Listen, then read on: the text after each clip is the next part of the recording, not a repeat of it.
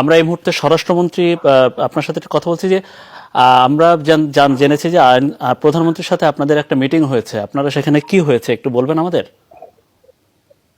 আমরা সবাই মনে করছি যে এখন মানে যেইভাবে ধ্বংসাত্মক কাজে লেগে গেছে, সরকারি সম্পত্তি বিনষ্ট করছে, মানুষের ঘরবাড়ি আগুন ধরাই দিচ্ছে, মানে ওটারে কি বলে, যেখানে যা পাচ্ছে তা পুড়িয়ে দিচ্ছে।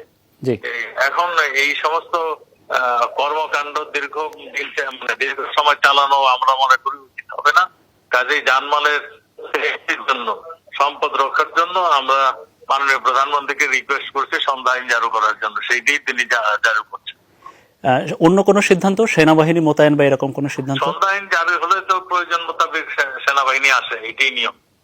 আচ্ছা, আর কোন সিদ্ধান্ত হয়নি?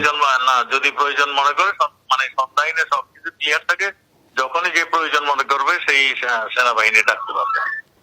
আচ্ছা আচ্ছা, সেক্ষেত্রে সারা দেশে কি সেনাবাহিনী আসবে নাকি অন্য কোনো সিদ্ধান্ত হয়েছে? সারা দেশেই সন্ধ্যা আইন জারি হবে, এখন যেখানেই প্রয়োজন হবে সেখানে সেনাবাহিনী। জি আচ্ছা, জি আপনাকে অনেক অনেক অনেক ধন্যবাদ। আমরা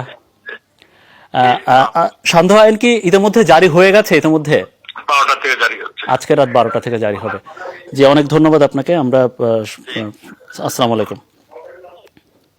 আমরা দর্শক বাংলাদেশের স্বরাষ্ট্রমন্ত্রী আসাদুজ্জামান খান কামাল, তার সাথে আমরা সরাসরি টেলিফোনে, আপনারাও ইতিমধ্যে শুনেছেন, আমরা তার সাথে কথা বলেছি। আমরা সেই এইমাত্র পাওয়া খবরটি হলো যে বাংলাদেশে আজকে রাত ঠিক 12টা থেকে অর্থাৎ 30 মিনিট মতো পর থেকে, আধা ঘন্টা পর থেকে বাংলাদেশের সান্ধ্য আইন জারি হলো বা কারফিউ জারি করা হয়েছে। এবং সেক্ষেত্রে প্রশাসনের সহায়তায় যখন প্রয়োজন হবে বিভিন্ন ক্যান্টনমেন্ট বা সেনানিবাস থেকে সেনাবাহিনীও মোতায়েন করা হবে, বিভিন্ন দিক নির্দেশনা এবং যেটা দাঁড়ি হলে। এবং এই সান্ধ্য আইন অনুসারে যেটা বলা হয় যে কোনো ধরনের রাস্তায় কোনো প্রয়োজন ছাড়া, বেশি প্রয়োজন ছাড়া কোনো মানুষ হয়তো বের হতে পারবেন না। সেক্ষেত্রে মিছিল মিটিং বা কারো জড়ো হওয়া, তো সেটা আসলে একেবারেই নিষিদ্ধ ঘোষণা করা হলো।